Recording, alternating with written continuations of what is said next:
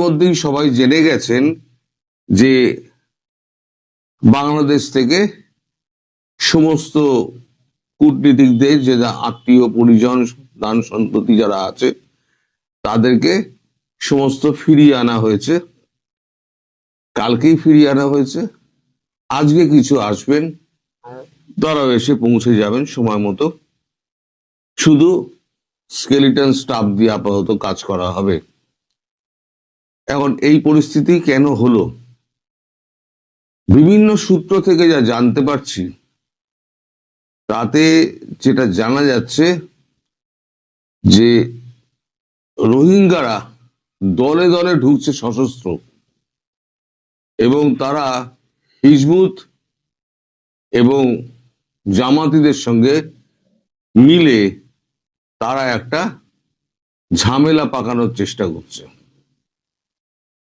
আমি কালকেই বলেছিলাম কোন এজেন্সি নিশ্চয়ই খবর দিয়েছে। আজকে যেটা জানা গেল সেটা RNAW এবং KGB দুজনের সূত্র আদান প্রদান করে, মানে গোয়েন্দা সূত্র আদান প্রদান করে এটা নিশ্চিত হয়েছে যে খুব সম্ভবত এই নির্বাচনের আগেই এই হামলাটা হবে, দেশ জুড়ে একটা হামলা হবে। সেখানে এই যে ভারতীয় হাই কমিশনে যারা আত্মীয় পরিজন, যারা স্ত্রী সন্তান নিয়ে বাস করেন, তাদের তো কাজে কর্মে বেরোতে হয়। তারা বেরোলে কতটা সুরক্ষিত কতটা অসুরক্ষিত তারা আপনারা নিশ্চয়ই বুঝতে পারছেন। ফলে তাদেরকে তড়িঘড়ি ফিরিয়ে নেওয়া হয়েছে। এবং আজকে সকালে যে আমি ভিডিওটি করেছি সেখানে আমি কাগজ তুলে দেখিয়ে দিয়েছি যে বাংলাদেশকে এখন পাকিস্তান, সিরিয়া, আফগানিস্তান, লেবানন এই সমস্ত দেশের তালিকায় ফেলে দেওয়া হয়েছে, যেখানে কোনো মানে পরিজন এতে থাকবে না,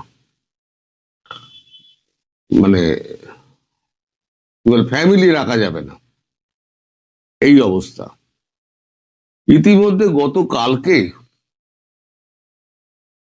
আবার সারা কুক, ব্রিটিশ অ্যাম্বাসেডার, তিনি প্রথমে তারেক রহমানের সঙ্গে বৈঠক করেন সকালবেলা।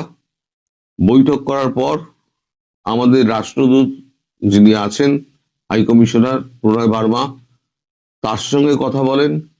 কথা বলার পর তড়িঘড়ি তিনি দিল্লি চলে আসেন। দিল্লি আসার পর দিল্লির কূটনৈতিকদের সঙ্গে একটা কথাবার্তা হয়, এবং যেটা শোনা যাচ্ছে এবং এটা কনফার্ম যে ইউরোপিয়ান ইউনিয়ন এবং ব্রিটিশ অ্যাম্বাসি তারাও কিন্তু ভারতবর্ষের দেখানো পথেই কিন্তু তারা এখন চলতে শুরু করছে। অর্থাৎ তারাও তাদের সমস্ত কূটনৈতিক যে সমস্ত আত্মীয় পরিজন সমস্ত রয়েছে তারাও দেশে ফিরিয়ে নিয়ে যায় বলে ঠিক করেছে। সারা কুক এটাতে মানে সারা কুক আসলে জানতে চাইছিলেন যে রিপোর্টটা কি, যেহেতু বিদেশি রাষ্ট্রদূত এবং তাদের সঙ্গে সেই দেশের সঙ্গে আমাদের সম্পর্ক ভালো, বিশেষ করে ইউরোপিয়ান ইউনিয়ন এবং ব্রিটেন, তাদের সঙ্গে সম্পর্ক আমাদের ভালো, তাই আমরা তাদের সঙ্গে এই ইন্টেলিজেন্স ইনপুটটা আমরা শেয়ার করেছি। শেয়ার করার পরপরই তিনি একেবারে প্লেন ধরে সোজা আবার ঢাকা গেছেন। ঢাকা গিয়ে তিনি আবার এই সমস্ত ব্যবস্থা করেছেন। হয়তো দেখা যাবে খুব শিগগিরই আপনারা খবর পাবেন যে ইউরোপিয়ান ইউনিয়ন এবং যুক্তরাজ্য তারা এই একই ভারতের মতো এই একই পদক্ষেপ দিল। অর্থাৎ বাংলাদেশ যে ক্রমশ একটা অশান্ত পরিস্থিতির মধ্যে দিয়ে যেতে চলেছে, সে ব্যাপারে কিন্তু আন্তর্জাতিক মহল কিন্তু একেবারে সুনিশ্চিত হয়ে গিয়েছে। আর একটা খবর হচ্ছে গিয়ে আপনাদের যে নির্বাচন যে হবে সেই নির্বাচনে ইউ বলেছিল আমরা পর্যবেক্ষক পাঠাবো, আর যুক্তরাজ্য বলেছিল না, কমনওয়েলথ বলেছিল আমরা পাঠাবো, এবং এশিয়ান তারাও বলেছিল আমরা পর্যবেক্ষক পাঠাবো। ইউ এবং এরা এরা তিনজনে অলরেডি বলে দিয়েছে আমরা কোনো পর্যবেক্ষক পাঠাবো না। কমনওয়েলথ এবং ইউকে তিনজনেই বলে দিয়েছে আমরা কোনো রকম পর্যবেক্ষক পাঠাবো না, আপনাদের ভোট আপনারা বুঝে নেবেন, কি করবেন না করবেন, আমরা এর মধ্যে ঢুকবো না। অর্থাৎ মোহাম্মদ ইউনূস যে কাণ্ডটি করেছেন সেটা হচ্ছে বাংলাদেশকে একটা অস্থিতিশীল সন্ত্রাসবাদী রাষ্ট্রে পরিণত করেছেন। এখন প্রশ্ন হচ্ছে যে এই মুহূর্তে যদি ভারতের ওপরে কোনো আক্রমণ হয় তাহলে ভারত কি ছেড়ে দেবে? দেখুন, ভারতের একটা ঘোষিত নীতি আছে, সেটা হচ্ছে আমার সম্প্রভুতা এবং অখণ্ডতার ওপরে যদি কোনো আঘাত আসে, আমাদের সিঁদুর কিন্তু চলমান আছে, সেখানে অ্যাক্ট অফ ওয়ার ঘোষণা করা আছে, যেটা পাকিস্তানের ক্ষেত্রে আমি গতকালকেও একটা লাইভ শোতে বলেছি, পাকিস্তানের ক্ষেত্রেও যেটা হবে সেটা কিন্তু বাংলাদেশের ক্ষেত্রেও হবে।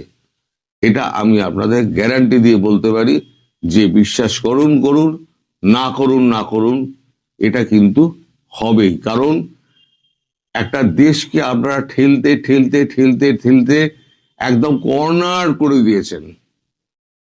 আপনাকে যদি বছর খানেক ধরে একটা মানুষ নিয়মিত অপমান করে যায়, আপনার পরিবারের লোকজনকে হেনস্থা করে, খুন করে, রাহাজানি করে, লুট করে, আমি হিন্দুদের কথা বলছি, বাংলাদেশে যারা রয়েছেন, তো আপনি কতদিন বরদাস্ত করবেন? একটা সময় আপনি রিয়াক্ট করবেন। রিয়াক্ট যখন করবেন সেটা মারাত্মকভাবে রিয়াক্ট করবেন, কারণ শান্ত মানুষ যখন ক্ষেপে যায় তখন কিন্তু তার জ্ঞানগম্যি থাকে না। তাই বলে যাই বলছি না ভারতবর্ষ জ্ঞানগম্যি হারিয়ে করবে, তা নয়, কিন্তু যারা বিশ্বাস করেন, যারা খুব অন্তর থেকে বিশ্বাস করেন ভারতবর্ষ কোনোদিনই বাংলাদেশ আক্রমণ করবে না, সেই বিশ্বাস থেকে তারা বেরিয়ে আসুন। কারণ ভারতবর্ষকে আপনারা একেবারে কর্নারে ঠেলতে ঠেলতে, একটা বিড়ালকে যদি আপনি কর্নারে ঠেলতে থাকেন, এক সময় সে লাফিয়ে এসে আপনার টুটি চিপে ধরবে, সেটা কিন্তু বাস্তব। ভারতবর্ষের অবস্থা হয়ে গেছে। তাই এখন ভারতবর্ষ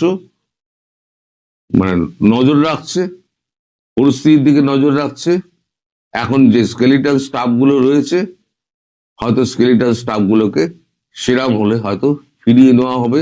আর যেদিনকে ফিরিয়ে নেওয়া হবে সেদিন জানবেন বাংলাদেশের কপালে কিন্তু অশেষ দুর্গতি আছে। আমি টাইম মেনটেন করতে পারলাম না, 1:30টার সময় আমি এই খবরটা আমাদের ভারতের টাইমে আমি আপলোড করি, কিন্তু এই খবরগুলো জোগাড় করতে করতে আমার সময় লেগে গেছে। ফলে আমি এই সময় এখন টাইম মেনটেন করাটা খুব মুশকিলের ব্যাপার। আমি যখনই ছাড়বো তখনই আপনারা দেখে নেবেন। আরো কিছু খবর আছে, যে খবরটা সন্ধ্যেবেলা 6:30টায় আজকে আমি লাইভ অনুষ্ঠানে থাকবো। সুলতানা রহমানের সঙ্গে আমার কথা হয়ে রয়েছে, লাইভ অনুষ্ঠানে থাকবো। যদি তার লাইভে যদি যুক্ত না হতে পারি, আমি আপনাদের সঙ্গে লাইভে আমি চলে আসবো, সেখানে আমি আবার কিছু খবর আপনাদের দিতে পারি। প্রতি মুহূর্তে খবর ডেভেলপ করছে এবং সেই খবরের যে সোর্স, সেই সোর্স গুলোকে ধরতে গেলে একটু সময় লাগে। আমি কালকেও বলেছিলাম যে আমি কাউকে ধরতে পারিনি, আজকে আমি সকাল থেকে যতটুকু পেয়েছি ততটুকু আপনাদেরকে বললাম। সুতরাং কোনোভাবেই এই বিভ্রান্তির মধ্যে থাকবেন না যে ভারতবর্ষ বাংলাদেশ অ্যাটাক করবে না। যারা বলছে তারা বলছে তাদের নিজেদের মতাদর্শ থেকে বলছে, কিন্তু বাস্তব সত্যটা এটা হলো, ভারতবর্ষের গায়ে যদি হাত পড়ে তাহলে ভারতবর্ষ ছেড়ে কথা বলবে না। সবাই ভালো থাকবেন, সুস্থ থাকবেন।